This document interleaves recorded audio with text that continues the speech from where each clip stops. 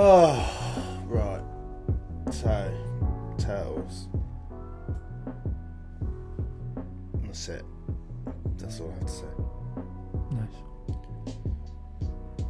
Yeah.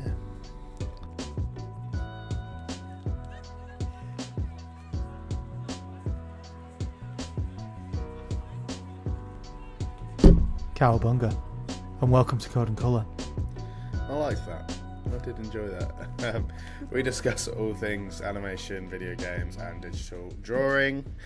Yeah. My name's Josh, and I'm your lead host today. Your host. Lead host. I was lead host last week. I was kind of rubbed off. The power's gone to my head. You had one go at it, and look at you now. I know. Sorry, I'm breaking. Yeah, I'm the one that needs to remind Josh to stay in his lane. Tyler, how have you been, buddy? I've been good. Been doing the same old. No, I've been doing a lot of drawing. Been playing a lot of Tears.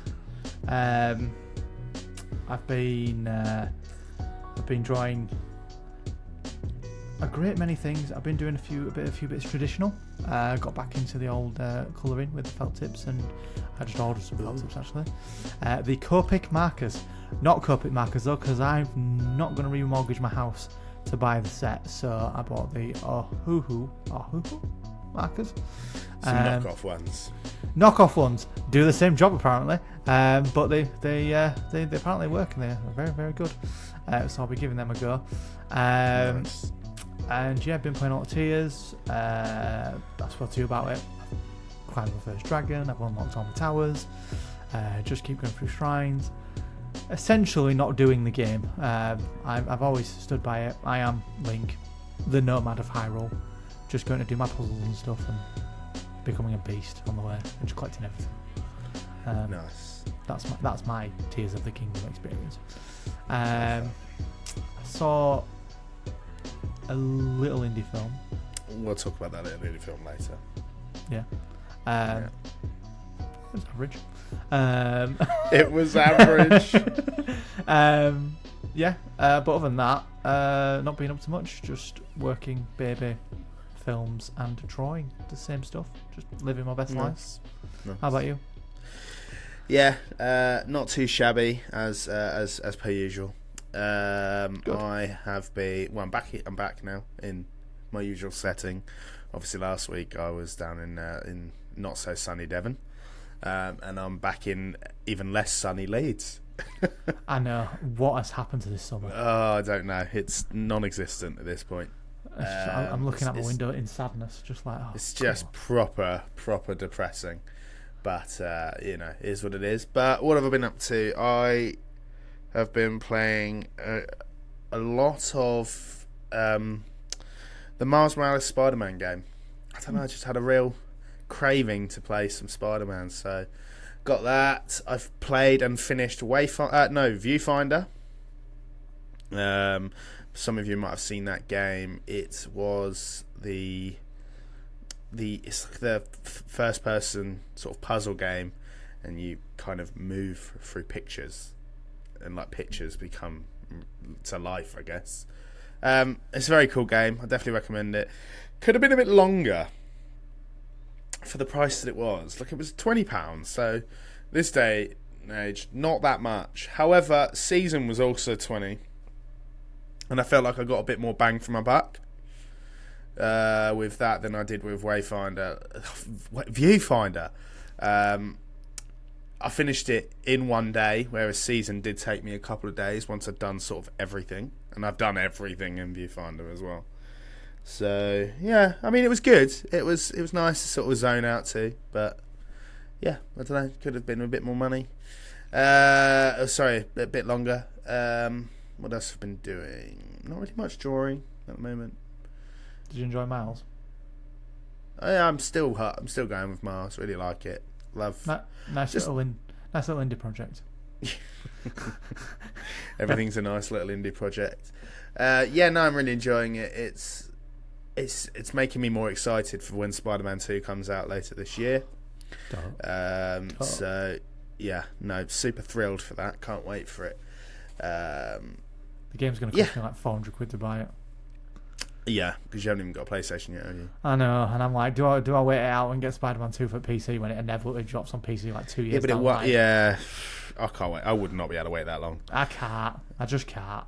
Nah, you got to get it. And I've just unlocked the Spider-Verse suit, and he moves at like different Lower frame rate, doesn't it? It's yeah, quite cool. Yeah. It's weird, isn't it? But I like it. It's good.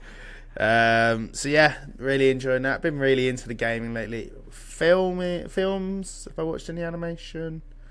Other than a small little indie project that you also watched, which we will be talking about today. But before we get into that, Josh and I are going to dial it back to the early days of CNC, and we've got a little drawing challenge, haven't we? Yeah, we're making up for lost time in this one. This is a dirty one.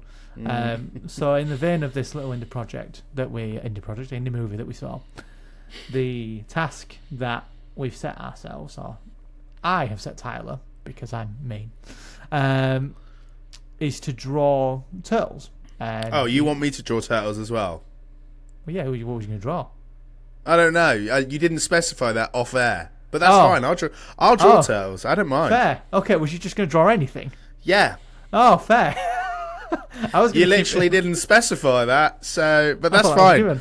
Okay. So you want me to draw, and not just any turtle, by the way. It might be those 4 little things that he held up to the screen earlier, based off a little indie film that we watched yesterday, that we may or may not be talking about today. So, okay, so we're doing 2 pictures each. Yeah.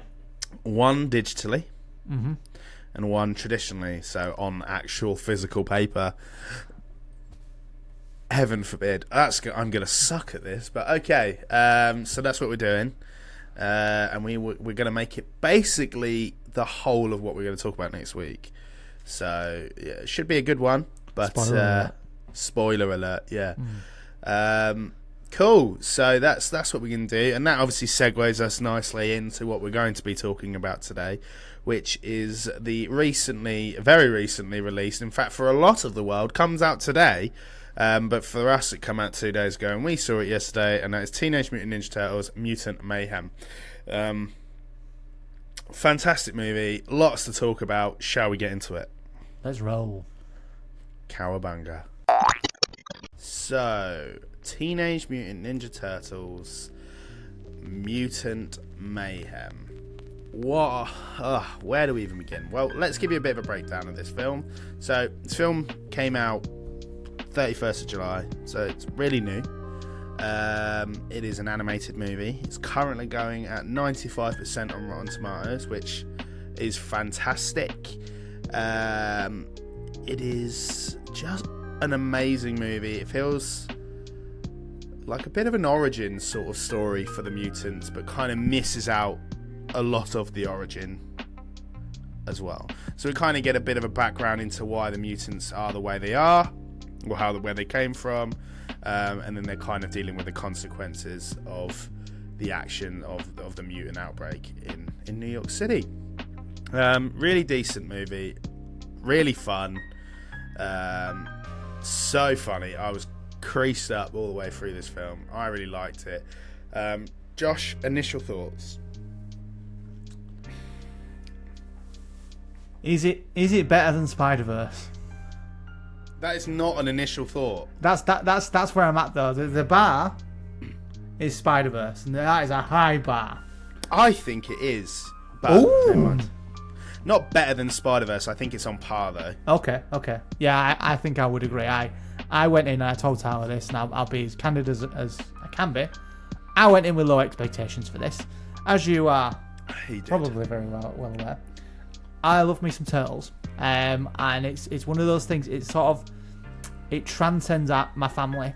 You know, my elder brother liked the older Turtles back in the 80s, I want to say, or early 90s, and I like the 2000s one because I used to watch it with my little brother, and I'm rewatching them now, and I've watched the later versions. I've seen all the movies. You know, it's one of those things that's very sort of like nostalgia ingrained for me, and it was phenomenal, and that is my hot take. It was absolutely phenomenal. It was I was completely enthralled within the first 5 minutes. I looked at it, I wasn't sure about the animation, which we'll talk about, but I was like, I turned to you and I went, this is the most amazing thing I've ever seen. And I was like, I was just enthralled from the get-go. Like, this is amazing. I am here for it. The whole thing. Yeah, I agree. My initial thoughts were, well, after finishing the film, my initial thought was 2023 is the year for animation. Sweeping up. Yeah. It is just, goes without saying, like, animation is at a level at the moment that we have just not seen for a long time. And obviously for, you know, the UK, Puss in Boots: The Last Wish came out this year, right? Obviously it came out last year for most of the other world, like rest of the world. Well, at least the US it came out last year. But if you look at it from our standpoint, for the UK, we've had Puss in Boots: The Last Wish. We've had the Super Mario movie. We've had Across the Spider-Verse, and we've had this. And then they've had films like Nimona as well that have come out. It is just, and they're all just exceeding the expectations that I would expect for animation in 2023. And what's even great about all of those, none of them are Disney. And I think Disney, as a studio, need to look at what these studios are creating and go, we need to up our animation game, because it's working. Like, some of the, I mean, apart from the obvious Barbenheimer films that are absolutely sweeping the box office as well at the moment, animation is what everyone's enjoying a lot at the moment, you know. But Mario's the best-selling movie of the year. I think that's about to be overtaken by Barbie, but even so, to be at that stage is fantastic, and it's been dominating the box office for most of the year. In terms of the actual movie, though, it is utilizing an animation style that, again, feels very fresh, very exciting. Obviously, we'll be exploring the visuals side of this movie, but in terms of the narrative and just things within the movie, I found it was paced very well. It hit every beat of the movie. I think I would have liked to see a little bit more fighting from the other mutants that then team up. Spoiler alert! That then team up with the turtles. But I don't mind too much. Jokes were funny. Lots of pop culture references in it that didn't feel shoehorned in. I actually think I quite liked that. Lots of Nickelodeon jokes, which makes sense, right? Which made it feel incredibly meta in that respect. So I quite enjoyed that. Anything else? Yeah, no. That's all I can think of in terms of anything else that we would talk about today. I urge everyone to see it, and by the end of this, if we haven't given you any reason to do so, then I don't know. But I do encourage everyone to watch this movie, even if you're not a massive Turtles fan like myself. However, I even said to Josh coming away from it, I want to watch so much more Turtles and get to know more. I know enough to get me through this movie and to kind of understand what's going on. You know, I know these characters. I just don't know a lot about the lore. But I know who the villains are, and you know, we had a glimpse of a potential villain who is obviously one of the main Turtles villains, of course, for a potential sequel. My other initial thought when we finished is, well, initially when we went into the screen, I was excited by the lack of people in there, but that's for my own selfish reason. The other part, the lover of cinema and animation in me, was a little bit disappointed at the lack of people in that screen. There wasn't a lot, apart from children who I love, you know. I just love that. I don't. That was a joke. And I think this summer's been a weird one because Barbie and Oppenheimer have dominated the box office, as I previously mentioned. And I think, you know, Tom Cruise said this about when Dead Reckoning came out, he's completely losing out on the potential of having screens filled and the opportunity for IMAX screenings because of those two films, and because of the popularity of more Barbie than Oppenheimer, people are still seeing that, and I think Turtles might have benefited from coming out later in the year. But that's what I initially thought. But this is a good movie, and if anything, a lot of that comes down to its visuals, which we're going to talk about today. So, I really like the art style, but Josh, you were skeptical about the art style, and I remember you saying to me, I'm not sure if I'm a fan of it.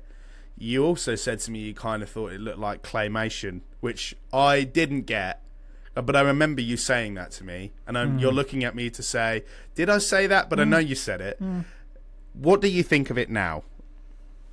I think my expectations, like when I said initially that my expectations were lower this, and when the initial trailer dropped, it looked rough. Like it just looked like it was made out of like claymation, like stop motion animation kind of thing, and they kind of looked a little like plasticine-y. And I was like, I just want a fan, and that was the idiot in me, because agreed. I saw it and it just clicked. Do you know what? It wasn't even the first scene where he's in the attic and he's in the basement and he's doing his thing. You know, I'm not going to go into too deep with it, but it's when the car's coming down the road and you see all those houses on the side and the lights are on and they're having the discussion inside the police van. I was like, I'm here for this. It all looks lived in. It all looked like someone had spent loads of time on it. Now, for me, I said this to you off air. Okay, we're in big leagues off air. I said that for me, there's a YouTuber that I listen to who quoted it and said that it looked very concept arty, and I can tend to agree with it. In some stages, it does look very concept arty, but for me, I know that money's on the screen. I know that someone's artists, very talented people, have gone in and intricately added everything and done everything meticulously. Certain things are like pop culture references have all been added meticulously, but it looks basic to me in a sense of like, it looks like it's rough and it's unfinished and it's this, but that's to its credit. That's not a detriment to it, and it just works in the aesthetic of the world. Like everything else looks the same. Like the people are not all super, anatomically correct, proportion wise. They're all quirky in their own little way. Like the henchmen have like big bulging heads. And it all works. It all looks like a Van Gogh. Is it Van Gogh where they're all like all skewy heads and they're all like weird head sort of like imagery. And it works in that aesthetic. Like the bricks are not all straight, and it's all, the cars are all not symmetrical. It's all that dynamic and that world. I think that brings it together. And my takeaway from it, so it kind of it obviously wasn't plasticine at all, and I said to Josh, it looks very hand drawn, and obviously he's saying it's concept art. It felt to me like a very experienced artist had drawn comic books and brought them to life. Yeah. But it kind of what I really liked about it is the characters looked polished, but they also didn't. Like a lot of the turtles had squiggly lines on them. Like they look like they've lived, they've lived life. All the backgrounds look really scribbly, and I think it kind of helped add to the very gritty take of New York that they were going for this movie. Nothing looked clean and too polished. Things looked scruffy, but in a very stylized and artistic way to sort of to really set the scene. I guess they really set the scene through the visuals rather than through explaining it to us. There was no. I think they told the story very well through what we can see, without having to give too much exposition. Like there was no kind of talking about the background of what's going on at all. Really, it was just they trusted in their visuals in this film, and I think it paid off. I think What I really liked about it in terms of its visual, it was colourful, and it kind of had that. For me, it felt like classic Turtles with a modern touch. Do you know what I mean? And I think that also comes into it with a lot of the pop culture references. You know, obviously the Turtles have been around for 40 years or so, maybe longer, and have always played into the pop culture of that sort of, you know, New York sort of life. And in this one, they kind of kept in with that theme, you know, the pizza, the skateboarding, the very traditional sort of Mr. Miyagi figure with Splinter, those kind of 80s movie tropes that you would expect to see, but with modern touches. You know, you've got Donnie, who's very into his anime and comics and stuff on watching YouTube videos and things like that. And they're making videos for a YouTube video quite a lot. So, you know, they kind of blend the two, the nostalgia, but keep it relevant. And I think they've brought a new era of Turtles in through the pop culture and through the visuals, you know. Like I was saying, we're in a very experimental age of animation that I truly don't want to go anywhere. And I was saying to Josh earlier that it kind of reminded me, a lot of people are saying, you know, looks similar to the Mitchells versus the Machines, and that's because I didn't realise it's the same director. Oh, that makes sense. It's Jeff Rowe. Yeah, that makes sense. Yeah. Visually, it's a 3D animation that feels 3D animation with a 2D overlay kind of vibe. You left that out a bit off air, to be fair. If I'd known I didn't realise until about 5 minutes ago when I googled it. Oh, fair. Okay. Well, even more reason to watch Mitchell versus the Machines. Same director. Yeah. You know what I mean? I've never seen it, but Josh has obviously recommended that on this show before. So yeah, clearly he's doing something well, because a Netflix movie like that was an original screenplay, he's ended up directing one of the biggest like cartoon franchises of all time. I was looking on here as well. They do a lot of what do I want to say, like animation changes. Yes. When he's doing the Batman thing in the beginning, and they've got the white eyes, that is homage to the old Turtles. You know, just having white eyes and having the bandanas on, and then it changes to, and it's completely. I'm looking at the image now, and it's a completely different art style as they're going through the whole Batman phase and dark and broody, and then it turns to the Mutant Mayhem style, and they've all got the little pupils, and they're all, you know, cute and adorable, and I like that. I like the fact that they play with, you know, past interpretations and go, you know, this is what it is, and I liked when they're going through their plan as well, and it turned into a 2D drawing kind of esque vibe, and it felt very classic Turtles as well. It definitely felt like, I mean, Jeff Rowe directed this movie and Seth Rogen produced / wrote this movie. It definitely felt like for the two of them, it felt like a passion project. And they you can see that there was a love for the craft. And I think, you know, whilst I don't think it's going to do as well as films like the two Spider-Verse films, it certainly is of the same caliber. And I would be inclined to say that it's at that level animation wise. Yeah, and I think that's attributed to the fact that, like Barbie, and I think a lot of Barbie's success stems from people's, you know, nostalgia for Barbie. You know, mums have played with Barbies, grandmothers have played with Barbies, and you know, it transcends generations. You know, everybody's going, oh, I used to play with Barbie. Let's go see that film. Let's take my kids. And this, I think, because it's coming at a bad time. I do agree that it's not coming out at the most ideal time, but I think nostalgia is going to carry this and be like, this is what you should go see. This is the pinnacle of Turtles. The only thing that I will say, and I didn't mention at the beginning of my hot take, is like Oppenheimer. This is a very, very interesting comparison. So I'm already intrigued about this take. This has a big cast. Okay, yeah, right. Quite the reach, yeah. Yeah.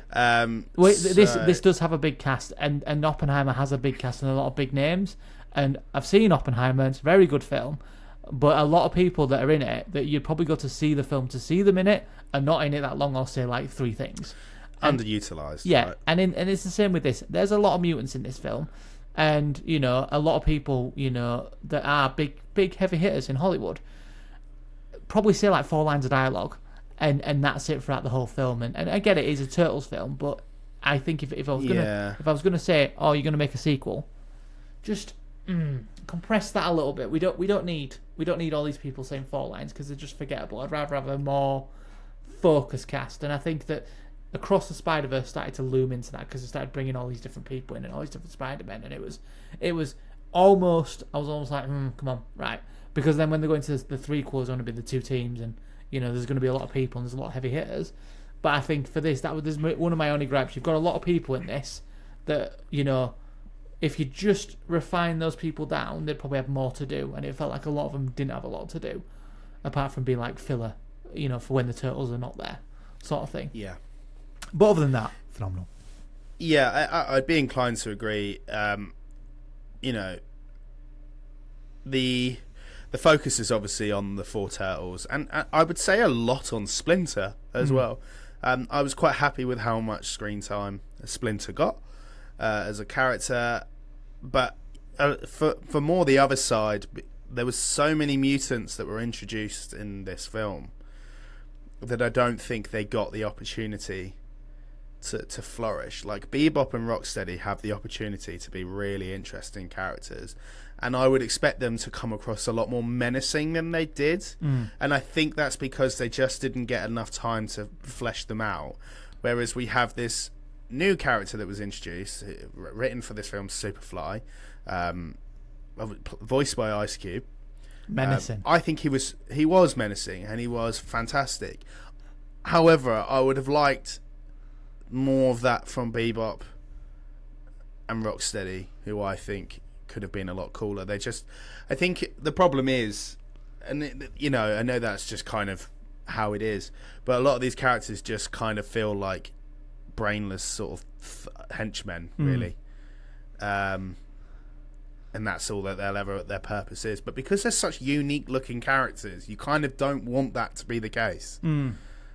And I think that was my only gripe. And I think it was disappointing as well, because for the mutants, they all looked so unique and so interesting to look at visually, that I kind of think it was let down by the narrative side of things in that regard. But I still think it was, a great movie. I think, interestingly, the Turtles had a lot of unique personality, not just as a collective, and I think a lot of that came down to their visuals. I think Donnie, who's probably one of the Turtles that usually takes the back seat a little bit, felt like one of the characters that got the most sort of, we found out a lot about. He's into his pop culture. He's wearing a JoJo's Bizarre Adventure hoodie, which is a popular anime at the moment. He's the one knocking out the references all the time, and he kind of relates a lot of their ideas to stuff that happens within pop culture. I think that was just an interesting way to do things. Interesting you bring up JoJo. I was trying to think of the name. Do you know why that was added?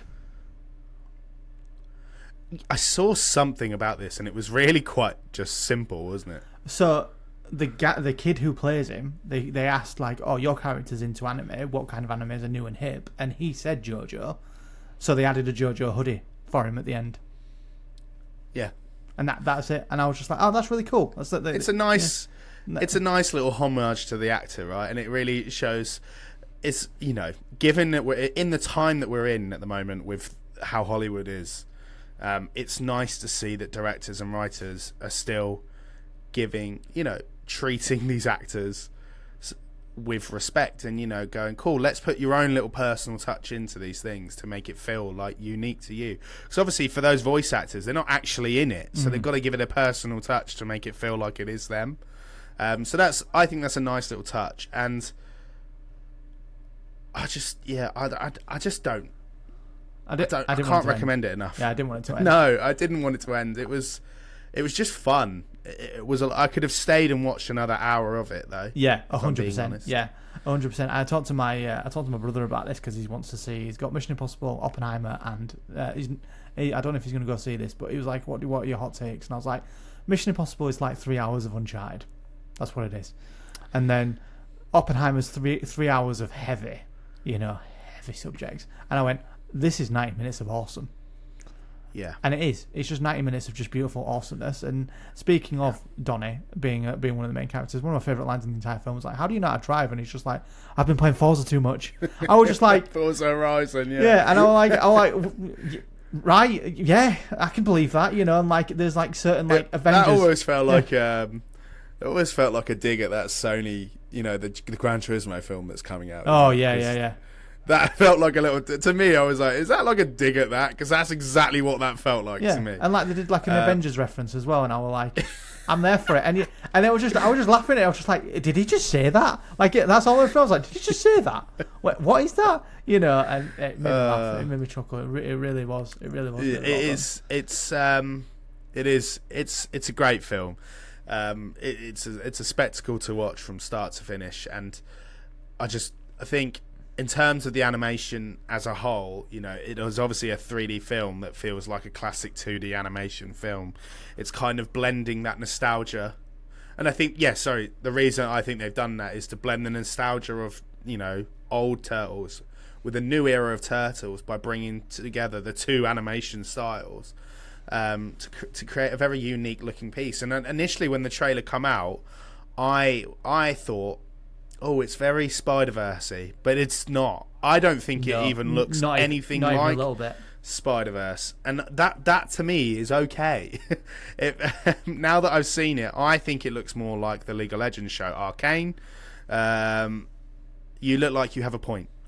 No, I was thinking about something because normally how the Turtles do their thing is they'll bring out a film and some sort of animated TV show that falls in line with it.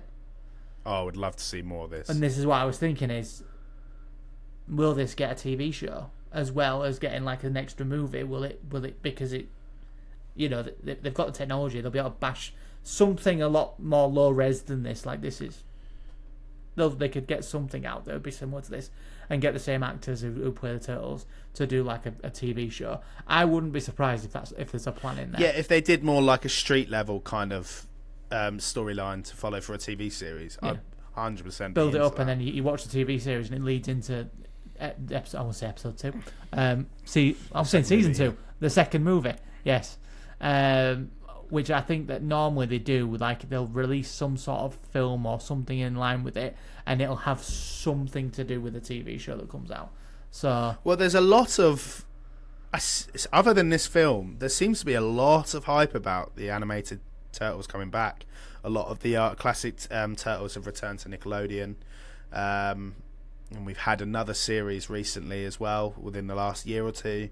There seems to be a lot of focus on Turtles, and I think Josh pointed out that they're making a game as well. So, I mean, it's a good time to be a Turtles fan. It is. And it's a good time to get to, if you're not a massive Turtles fan, it's a good time to get to be one, really.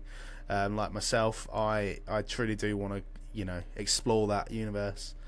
I can see myself getting obsessed over it, a bit like I have been with Spider-Man for the last 3 or 4 years. But yeah, so go and watch this movie. It is truly a marvel of cinema. You have never seen anything like it to this level, and in terms of the animation studio, industry as a whole, we are in a really experimental age. And I like that people are taking risks with the animation, and I like even more that it's paying off. So please go and watch this film. You will enjoy it. I highly recommend it. And speaking of things we recommend, Josh, it's your turn. CNC, what you got for us? So I got a cheeky little indie project. This actually is an indie project. It is as well. By a game called Only Up. It's a bit out there in terms of it's got a very simple premise. You've just got to climb and platform your way to the top. And but it's frustrating as hell. yeah, it's got a lot of jank to it, but as a concept, it's like the simplest way forward. You just start off at a city level, and you got to climb to the tallest building, and then just keep climbing through random objects and go past. End up in space. Space, dragons. There's all kinds of weird stuff like floating food, and it's all very sort of like nail biting stuff where you like jump in between stuff and you're like, you know. So that for me would be my recommendation because it's cheap. It's about £8 on Steam. You know, it's an indie developer. Go play it, enjoy it, support it. Yeah, do it. Good choice. I like that. I like that. Nice, Josh. Well done.